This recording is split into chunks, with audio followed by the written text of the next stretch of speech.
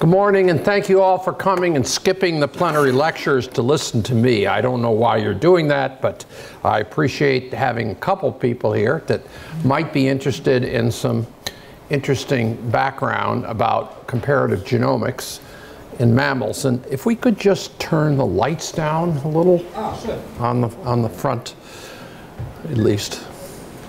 Yeah. Okay.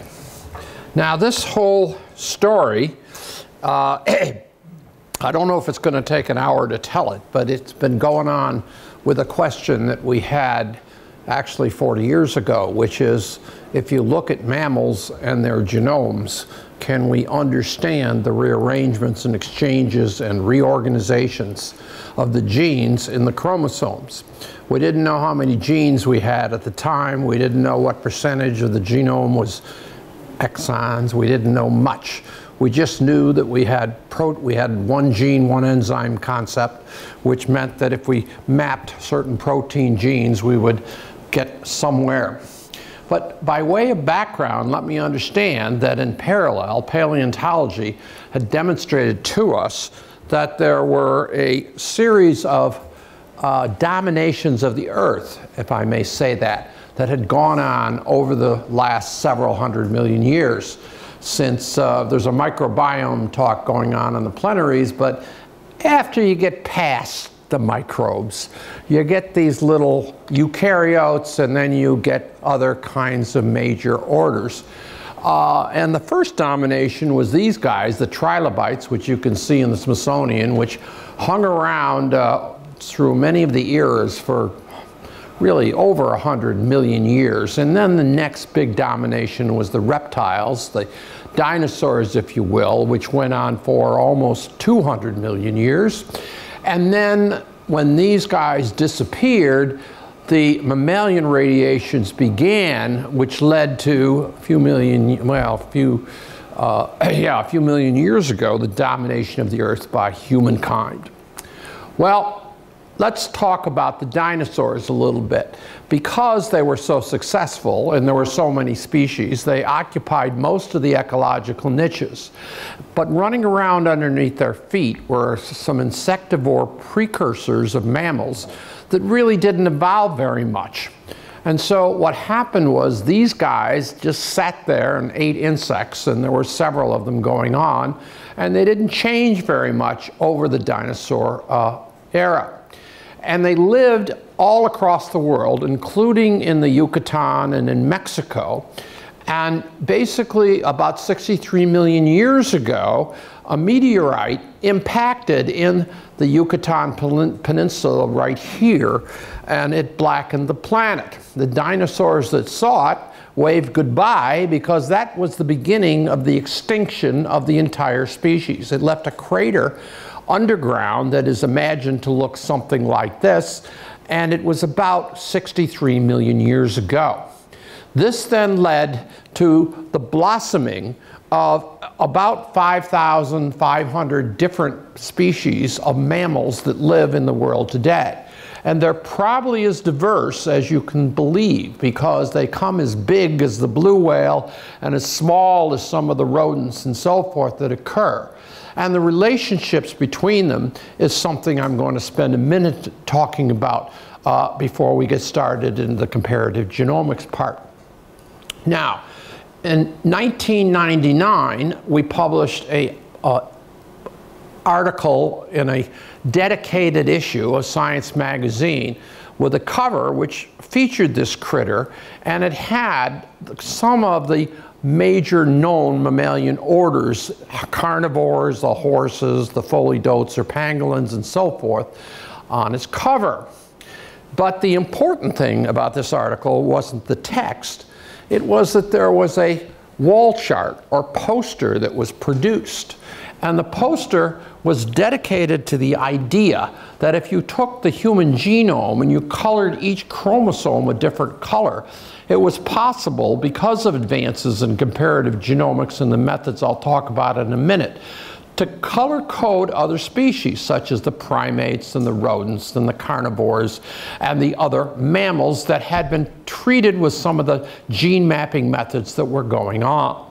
But the reason that I'm showing you this, which adorned the refrigerators of a lot of labs for a long time, is because at the top was a phylogenetic tree which was meant to be the consensus of the paleontologists who reasoned they had it all figured out, and the molecular evolutionists who reasoned they had it all figured out. What I discovered when I tried to get their opinions of the biggest and the strongest opinions in this field is they didn't agree very much on anything. They kept threatening to withdraw their names from the poster and from the paper because they disagreed so much with the other field. This is the way science goes sometimes. We agree on a lot, but sometimes there are differences of opinion. So this tree was totally baloney because it simply collapsed all of the uncertainties between the groups and the time frame. And the big problem was that before the KT boundary, the Cretaceous Tertiary boundary, 63 million years ago, when the dinosaurs went extinct, the predecessors in the fossil record were not recognizable as horses or primates or elephants or bats or anything like that. They just looked like these little insectivores. Well, I had some youngsters in the lab at the time, Bill Murphy, Al Roca, and Eduardo Iseric, and they said, you know, boss, I think we can solve it. And I think we can solve it by using a method dedicated to comparative genomics, which was a concept we called comparative anchor tag sequences. And they did solve it, and they published a couple of papers in 2001. One was in Nature and one was in Science. That's how excited the community was about our results.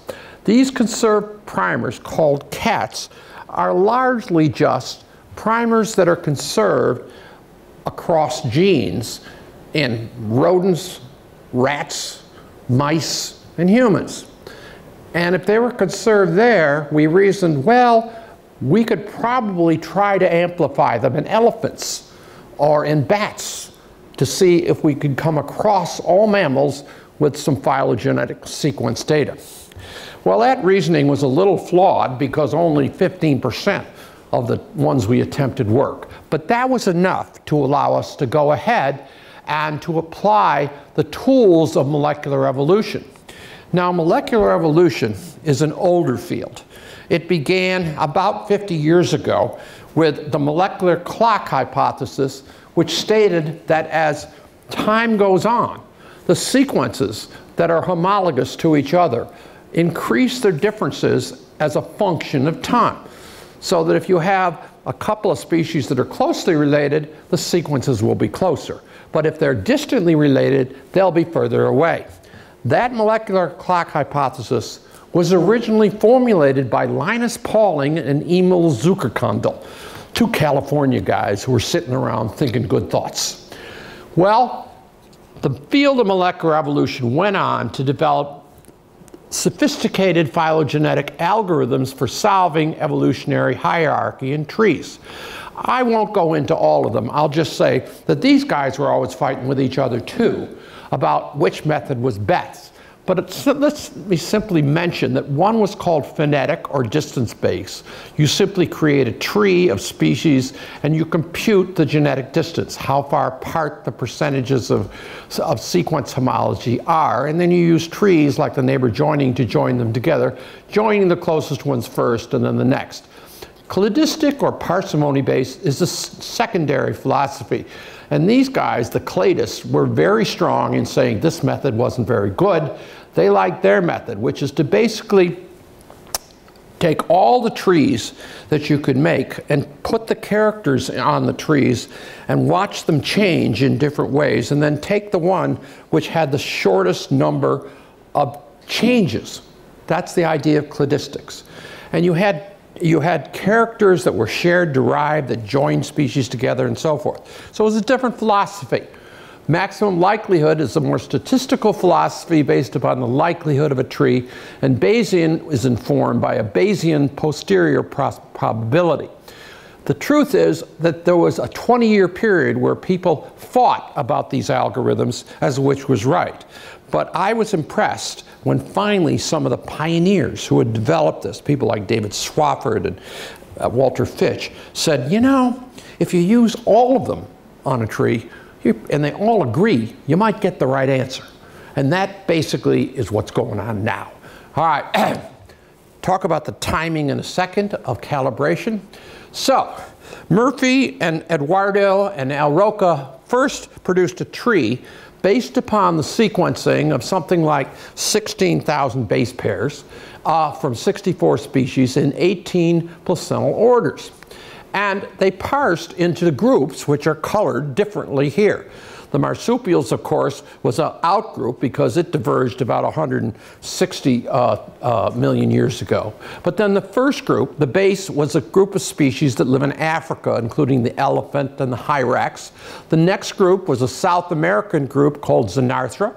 It consists of the sloth, anteaters, and armadillos. The next group was a group which included the true shrews, called Urocontigleres. That included the rodents and the rabbits, but it also included the primates as a sister group, which is ourselves.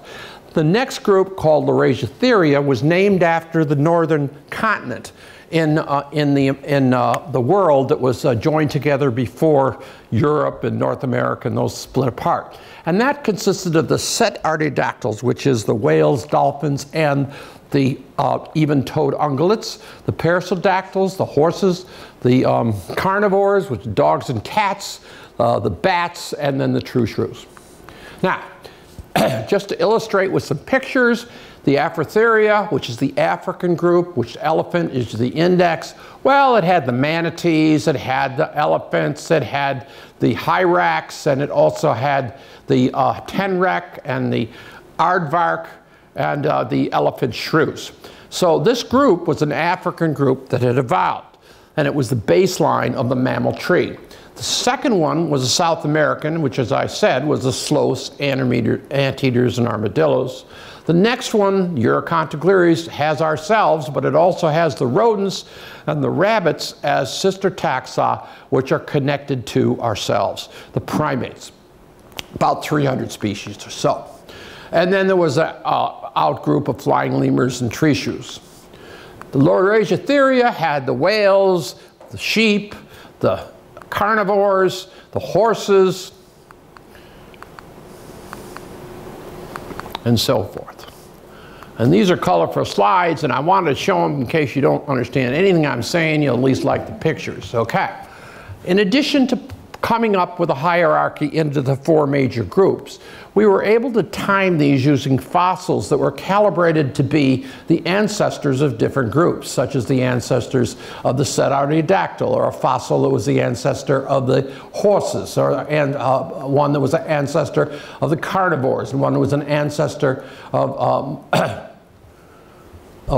some of the bats. And this one is the rodents and others. So this was a pretty robust tree. It was 20 years ago, or 19 years ago, and still sits today as pretty much the relationship that we believed. And the dating used different phylogenetic algorithms that were available at the time right here. I won't go into these because they're sophisticated, but they are basically complementary in giving a pretty good dating period. So the final tree, which was the same as the one I just showed, which looks simple, parses mammals into the 5,000 species, into the 18 orders that we recognized when we drew the wall chart, but it's parsed them into an outgroup of the Afrotheria, which is the oldest group, then the Xenarthra, the South Americans, then the Urocontigleres, then the Laurasiatheria. And this is what we believe is the mammalian radiations. Now, this period here, 63 million years ago, where the dotted line is, this is what's called the KT boundary, the time period before which none of the fossil record resembled the horses or the cats or the set artiodactyls or the Urocontigleres or any of these things. These guys all look like insectivores. It was only after that. The reason for that, I believe, is that all the niches were filled up by the dinosaurs before 63 million years ago. After that, niches were all unfilled, and they radiated into them. Okay, Once you get that idea, there's one other concept that came out of this phylogenetic inference that I want to mention, which is that this is the southern continent of Gondwanaland, where Africa and South America were basically together over 100 million years ago. So we believe that Aphotheria, the outgroup, split off from Xenarthra first. And then when Gondwanaland joined with Laurasiatheria, there was a migration north, which led to Urocontigleres and Laurasiatheria. That's the simplest interpretation for the parsimony of the way the data is parsed. About 10 years ago, we decided that there were chromosome pictures of about 971 species. So we put them all together in an atlas of mammalian chromosomes. Since then, about 300 more have been added, and a new version of the Atlas of Mammalian Chromosomes is being put together by Sasha Grapodatsky from Novosibirsk and Polina Perlman, her student and my former postdoc. So the three of us are coming out with a new edition of the Atlas of Mammalian Chromosome, which has a high-resolution Giemsa-banded karyotype of every one of these species. This will be this year. It's kind of expensive, but it'll be online also, so you'll be able to pull these things up. Now, one subdivision of the mammal family that I personally got interested in is the cat family Felidae. It consists of 37 species. I want to mention this because it's going to lead to some of the new algorithms in just a second. Basically, there's 37 species. They exist on most of the continents except for Australia and Arctic and Antarctica. There's plenty of feral house cats in Australia, and they're trying to get rid of them by poisoning them and doing all kinds of things because they prey on the indigenous marsupials. But the point is, these other cats are everywhere else. Now, we use the same technology that Murphy, Eduardo, and Al Roca developed, but this time led by Warren Johnson, in order to solve the relationship of a much more recent radiation, which was the cat family, which actually began about 35 million years ago because the fossils have them. But all those species like the nimravids and other cat species, they went extinct, these saber-tooths. Modern cats are all descended from a 10.8 million year old ancestor called Prionolorus that lived in Asia. Remember that because it's the basis upon which we're going to talk. We also developed the same kind of typing for 35 different genes and for 22,000 homologous nucleotides, and time calibrated with 16 fossil dates. So the tree that came out parsed the cat family, the 37 species, into 8 major groups. The great cats, the bay cats, Asian cats, the caracals, African cats, the ocelot lineages in South America. And the ocelot lineage is important. It's about 7 species of cats that didn't exist 2 million years ago. But that was because North and South America were not connected. But then they did get connected, and the great American exchange took place, which is the dogs and the cats that were in North America migrated through the Isthmus of Panama into South America. And they looked around and they saw a bunch of marsupials because they came from Gondwanaland originally. And the marsupials, they had carnivores and they had birds and they had ungulates and they had different kinds of homologs. But they weren't quite as nasty as the placental ones were. So the placental dogs and cats went down there and looked around and said, the heck with these Australians, just got rid of them all and set up their own radiation of dogs and cats. And that's why today there's 7 species of cats in South America, the ocelots, the margays, and a couple of pampas cats and so forth. The next one is the lynx lineage. The next one is the lineage of American cats related to puma, jaguarundi, and the African cheetah actually grew up in North America too. And then this one is the leopard cat lineage. This is an Asian cat, small lineage. And then this is the Mediterranean cats that basically led to the wild cat, which is the parent species of the house cat. It's from which domestication took place about 10,000 years ago. So this relationship between the different cats was resolved, and it was a very recent relationship, like within 10 million years, which means if there are 37 species, if you do the arithmetic, that's about one new species every 350,000 years, which is an awful hard thing to solve. We also interpreted the thing, the different according to the geological record. We knew that there were rises and falls of sea level, and if you take a parsimonious look, it turns out that when the sea levels are high, animals are speciating, but when they're low, they're migrating across continents. Okay, so if you believe that, we can kind of explain and interpret the history of the cat family in a way that I think is interesting enough to spend a minute on this talk. And it comes through a series of migrations that started in the Miocene 10 million years ago, which had to move some of the cats into places where they are right now. And these inferences are based upon 4 separate pieces of data. One is the phylogeny I just showed you. One is the fossil record where they occur today. The third is the distribution across of cats today where they are. And the fourth is the geological record. So you got the molecular phylogeny, the geological record, the distribution today, and the fossil record. Well, we had to get the precursors of the caracal lineage into Africa, so that's one migration. Actually, we're going to recapitulate cat evolution by a series of, I think it's 10 separate migrations. Then we had to move the precursors of the pumas and the ocelot lineage into North America by a migration across the Beringia Straits, which took place 8 to 9 million years ago.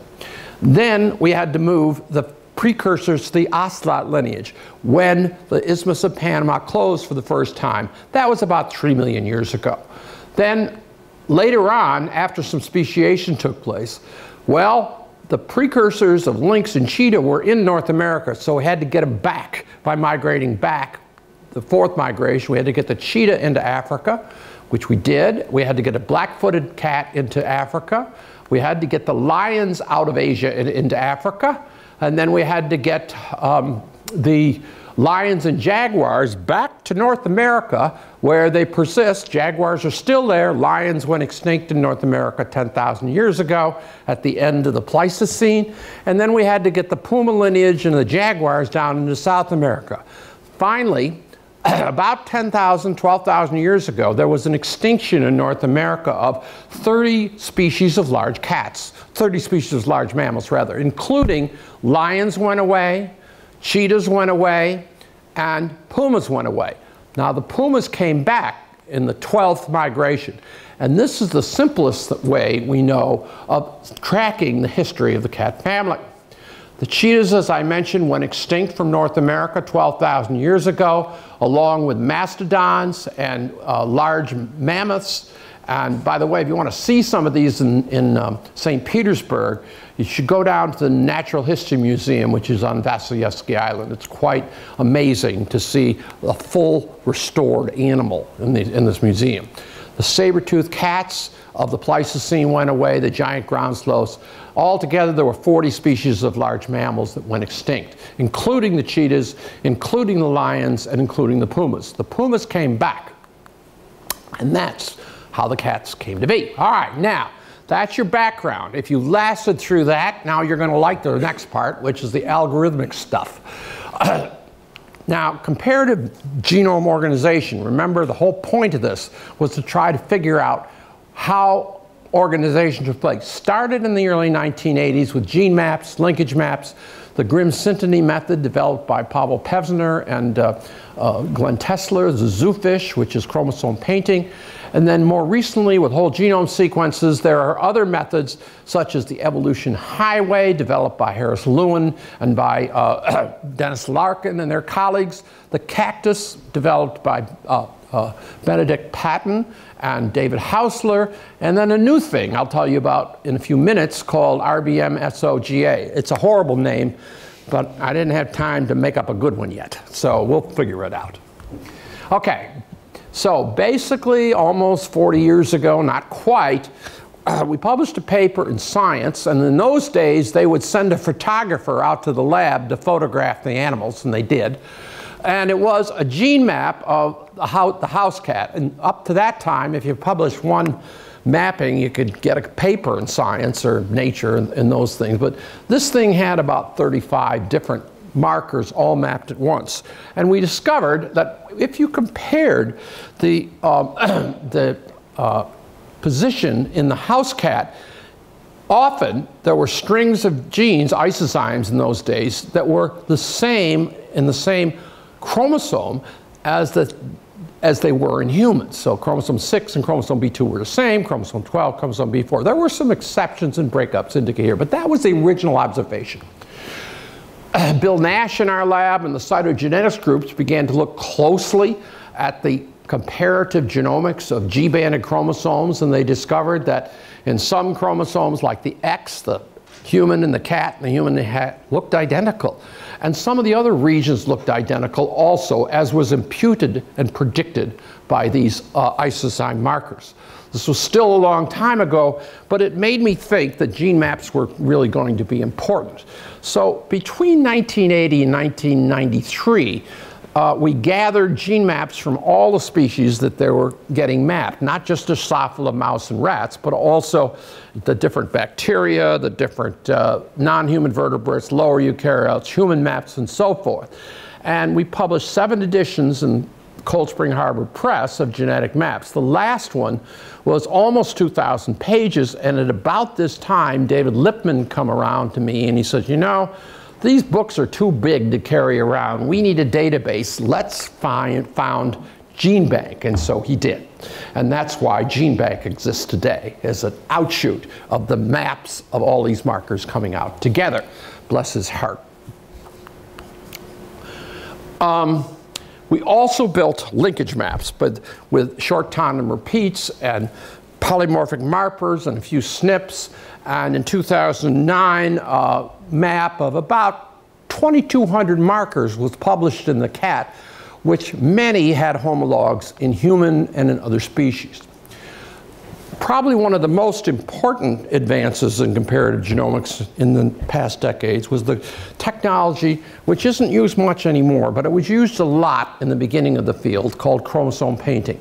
In this procedure, what would happen is you could take metaphase chromosomes, put them in a fluorescence-activated cell sorter, and then sort them out based upon their size. Why was that useful?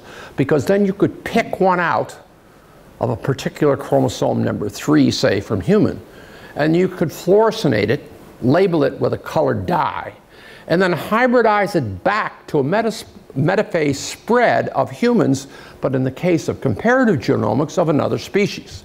And if the homologs were conserved, what you wind up with one species lighting up with the chrome. And this allowed you to then go chromosome by chromosome through the compared species, in this case a cat compared with human markers, to discover and recapitulate, if you will, the gene predictions that I just showed you a minute ago. And that basically led to a cartoon that looked something like this. It basically is a series of cat chromosomes. Cat chromosomes are named A1, A3, B1 to B3, and so forth. Human chromosomes are 1 through 23. And as you can see, the genes are specifically located on these cat chromosomes, and their homolog in human is indicated by the numbered boxes next to it. So all the genes on cat chromosome D1, they're all located on human chromosome 11. And when you take the chromosome painting results of reciprocal painting of human chromosomes on cats and cat chromosomes isolated and put down on humans, well, D1 and 11 were the same chromosome. They hadn't changed at all in the 100 million years since cats, carnivores, had diverged from a common ancestor of humans. The same was true with D2, the same was true with D4, the same was true with chromosome 6 or B2, and so forth. In fact, if you took a pair of scissors and you tried to cut the human genome up and rearrange it into the order that we're seeing in cats, it only took 13 scissor cuts. 13 scissor cuts over 100 million years. Wow. That's pretty conserved. It turned out that the cat and the human had the most conserved organization.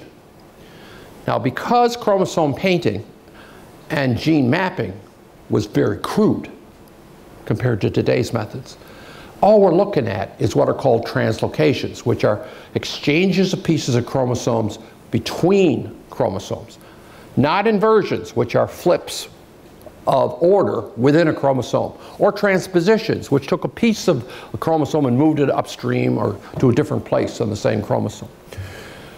So basically, this was our first kind of idea. Now, when we went to the mouse and asked the same question, well, they didn't behave very well. As a matter of fact, what you found out was when you looked at one chromosome of a mouse, it parsed into 15 different human segments just based upon the gene synteny, gene homology, and synteny. And synteny is the association of markers together on a chromosome. And conserved synteny is when two species are compared and you see it. Now, in fact, when you took a mouse and you did the same thing to human that we just showed you with the cats, it took you 275 scissor cuts to rearrange it. The mouse was like the Russian human population. It's all mixed up, okay? There's a lot of different rearrangements of the mouse chromosomes relative to the ancestral human and cat. Okay, we knew this 20 years ago. We also knew that there were other species that had what we call chromosome rearrangements. It was not a linear clock-dependent thing where chromosomes would change at a steady rate. No, sometimes it just went nuts and shuffled all over the place. This is what happened in gibbons compared to other rodents. It also happened in giant pandas. Giant pandas are a series of acrocentric chromosomes with a centromere in the center. But other bears, which they are shown to be a member of the same order, had acrocentrics that look like this. And these are 6 species of bears, all acrocentrics. What happened is that when you made the giant panda, it started out with these fused versions, but then it split at the centromere into all these guys, these acrocentrics. So if you remember, the first species to be sequenced with the next-gen technologies was the giant panda in nature. A lot of problems with it, but the panda was kind of an icon in China, and BGI was trying to establish its reputation by developing a whole genome sequence with the Illumina and the BGI technologies. Well, remember that, but this is the phylogenetic relationship that had been determined actually by our group for the giant panda back in the 80s. The giant panda is an outgroup of a group of 7 species, including the spectacled bear and a group of what are called ursine bears. Now, the reason I'm showing you this is that the top row here is the chromosome number. And giant pandas have 21 pairs of chromosomes, acrocentric. But all these bears have a large number. And the reason is because this large number are acrocentric arms that are reordered in the panda. They're reordered in a different way in this species, the spectacled bear. All of this is interesting only because it shows that in this lineage you have a punctuated reassortment of the chromosomes in the bears. You also see it in dogs relative to ancestral carnivores and mammals. So gibbons, dogs, bears, shuffled. Everybody else, pretty steady. In fact, we were able to publish a rate of chromosome evolution a few years ago, which illustrated that the rate of chromosome exchange was 0.22 in cats, 6 times higher in dogs, 4 times higher in pigs, 5 times higher in cows, etc. So for some reason, the Lord decided that cats and humans would have the conserved genome arrangement. I don't know why, it's just what we see. Now, again, this slide I showed you a few minutes ago, it illustrates that the inference was drawn from both gene mapping as well as chromosome painting. Okay. When we started to get thousands of markers, it became difficult to make these inferences on the back of a paper. So Pavel Pevsner, who was the father of this conference, and Glenn Tesler, who was one of his graduate students, developed a method called Grim-Synteny, where they basically were able to use algorithmic techniques to kind of reconstruct the ancestral genome organization compared to human, of human, cat, and mouse. And they did this simply by lining them up and then deciding if there wasn't enough validation of the gene markers that it was probably an artifact, so they dumped it.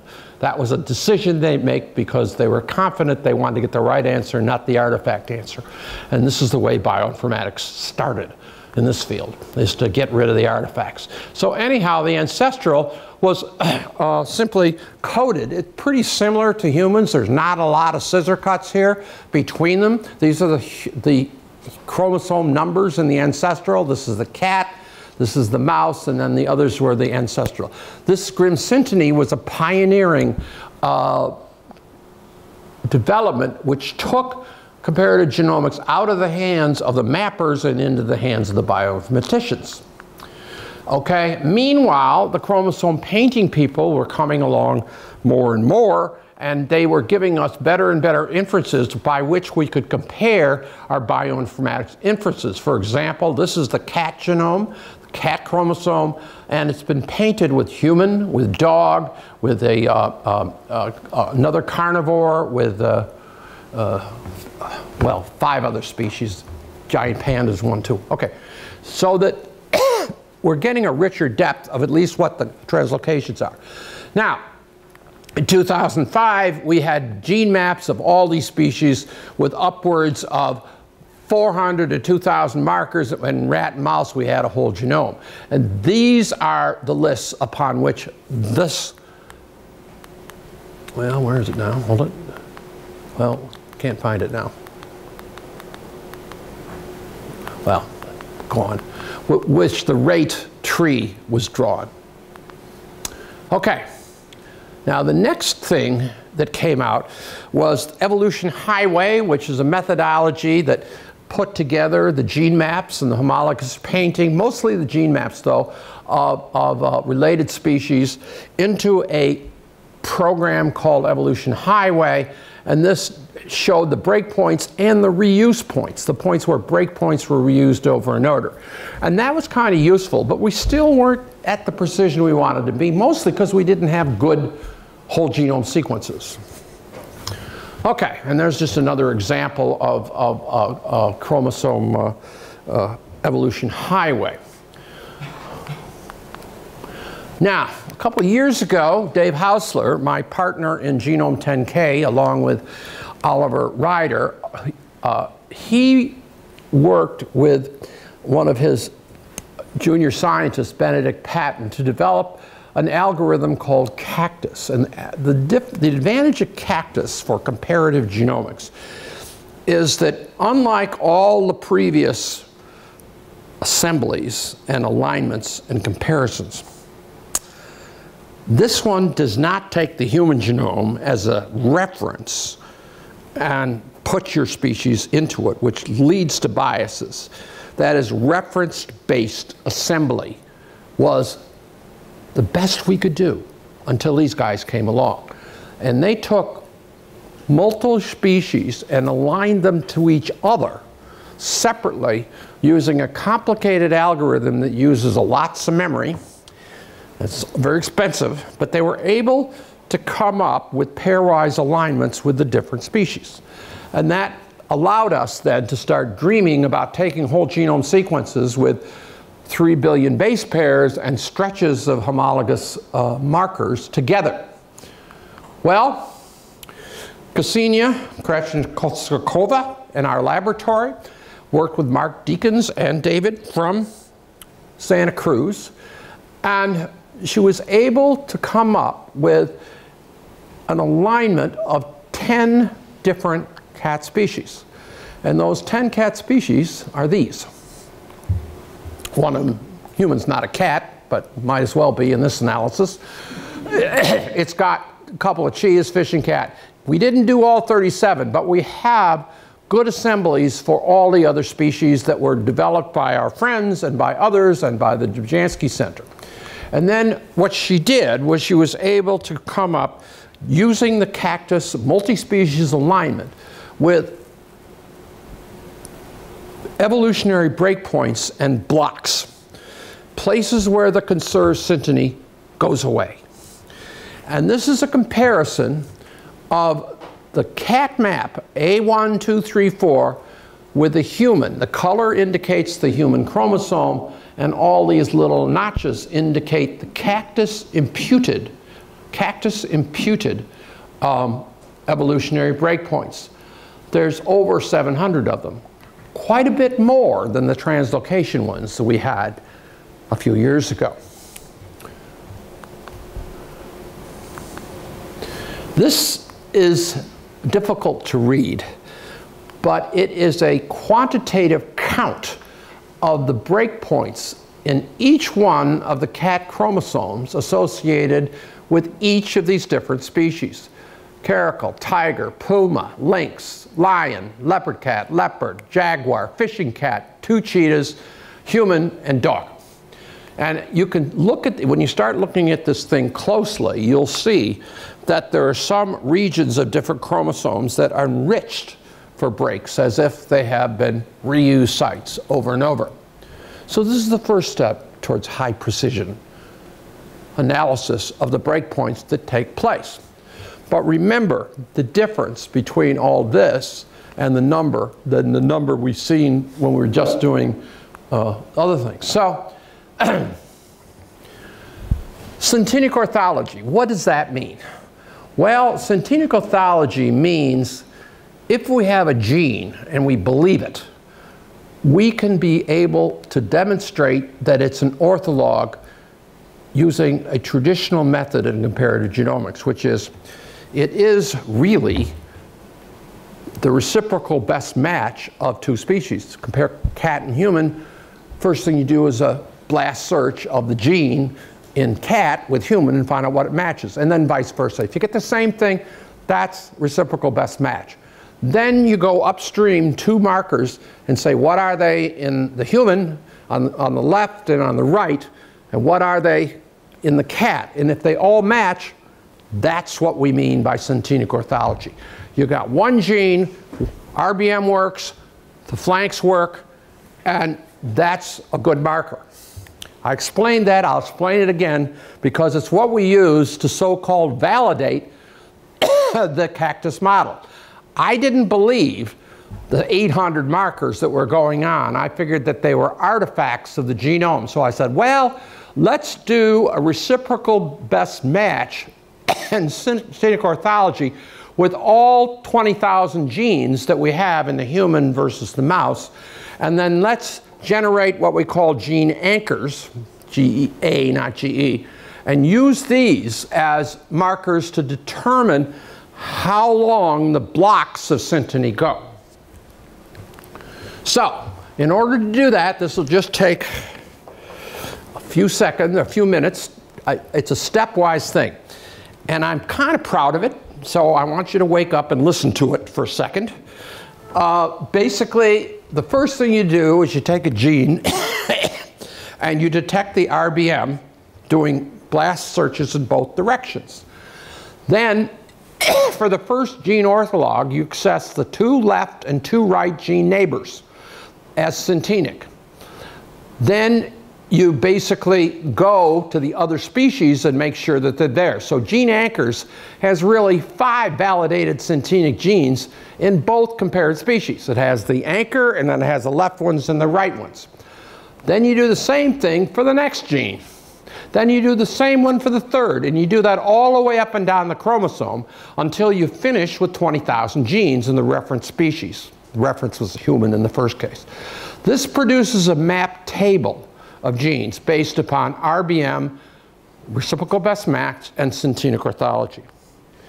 The next step is, once you created this list table, is you go along the index reference species, counting the genes until you come to an interruption of the synteny, and that's an evolutionary breakpoint region, an EBR, a break.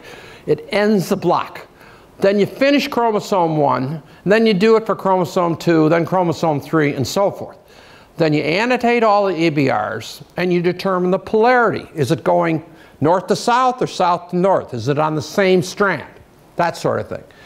After you've done that, you annotate the EBRs, the blocks in both species, and you can tell where the translocations are, the inversions are, and the transpositions, the three things that you're looking for.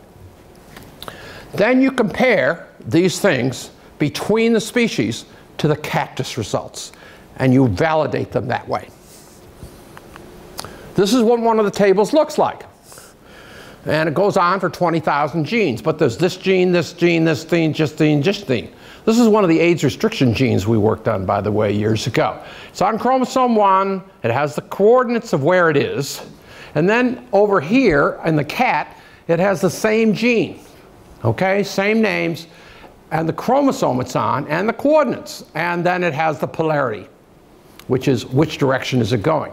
Then you have an interrupted synteny, and you have another block. This is a block number 8, and it has all these genes, and it has the chromosome that it's on in humans, and the chromosome and the coordinates that it is, and so forth. This has got to be explained slowly so you get it, because it really is where we're trying to get to validate each of the exchanges using this kind of table, which goes on for 20,000 genes. In the human, actually it's 16,000 because we lost about 20% or 20% of them, about 16,000 genes. Well, then we can start drawing what we call syntenic orthology blocks, or blocks of syntenic genes, and they have directions on them and so forth, and they're interrupted by places where there's a few genes missing in one species or another. And it sort of looks a little bit like the imputation from the comparative genomics with gene maps and that, and then the next one starts, and then the next one starts. But there's still too many little ones. But these little ones probably are often the same ones that cactus showed us. So we did something like what Pavel and Glenn did with Grimm synteny years ago. We took the ones we didn't believe because they were couple of genes missing, probably an artifact of the assembly or something, just drop them. Just fuse together the blocks that go in the same direction. So we compress the adjacent blocks that are missing a few genes in one of the compared species genomes, and then you get something that looks more like the annotation that we had with the translocations and some of the other methods we used before. And this is basically the point we are at today, and we can start now comparing, does this unit, which we have specific coordinates for, and this unit, how does it correspond to cactus? How does it correspond to chromosome painting? How does it correspond to the gene maps, the linkage maps, the Grimm synteny, the zoofish, evolution highway, cactus, and most? So we have 7 different approaches that we are resolving among each other, so we eliminate the artifacts of this bioinformatic exercise. Have we finished? Not quite, but we are finishing now, and we're very close to being able to publish this. So, back in 1980s, we had good graphics, and they were really illustrative. In the 2000s, we have the real data that allows us to precisely define these. That's all pretty cool, because at the same time, my colleagues and I are cheering wildly for the Genome 10K project, which was founded originally 10 years ago by Dave Hausler, Ollie Ryder, and myself. This is a project to build a consortium of scientists across the world who are dedicated to providing whole genome sequence for just about every vertebrate or mammal we can catch, 10,000 species altogether. We're now at about 400, and we're moving faster.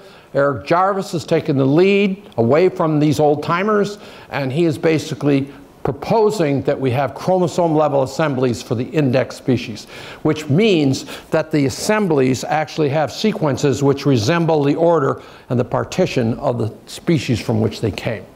So the Genome 10K project, combined with comparative genomics, is allowing us to get pretty far along. I'm sorry I don't have the final precision, but you're going to be able to read it along with the new atlas of chromosomes this year. And right now, I'd like to thank especially the two leaders of the Cactus and the RBM assembly.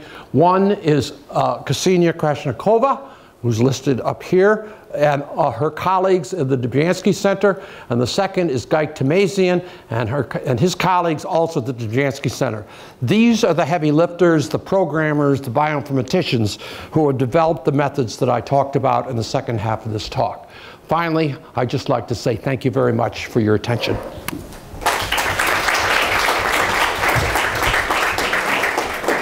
Do we have any questions?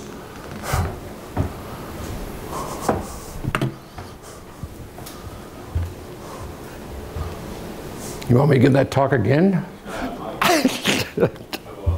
Yes?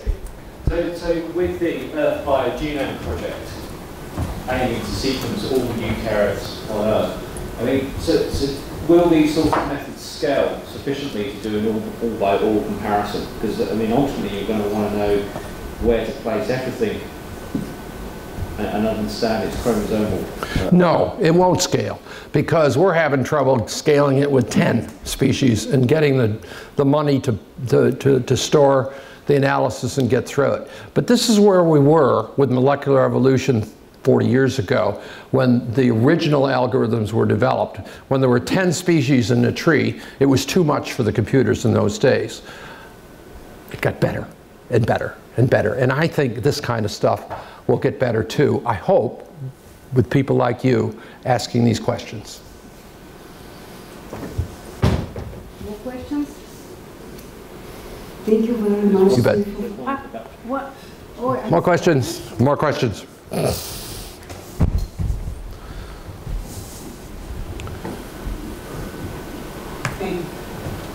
For these recurrent breakpoints in chromosomes, do you have any idea what they may be due to? Is there something that makes regions prone to breaking in different animals? You mean, is there a functional explanation for the breakpoints that occur? Yeah. And the answer is, there are certainly constraints that restrict them. And there are certainly breakpoint regions that are reused. That much I know. What the constraints are and what is driving it is not really certain. I think it's stochastic, and I think it can be adaptive. For example, if you have two species that broke, or two populations that broke apart, and they want to become a species, separate species. A species is defined by reproductive isolation. So if the stream that separates those two species that are evolving, or those two subspecies or pre-species, dries up and they come together, it might be useful to have translocation differences in some of the individuals that would preclude what we call a sort of mating with the other species. That's one guess. I don't think the evidence for, I mean, the thing about evolution is that no matter what you guess, there's an example of it somewhere in biology. So that's one of my guesses. There's others that are out there that are alternative. But the default for us right now is that it just happens.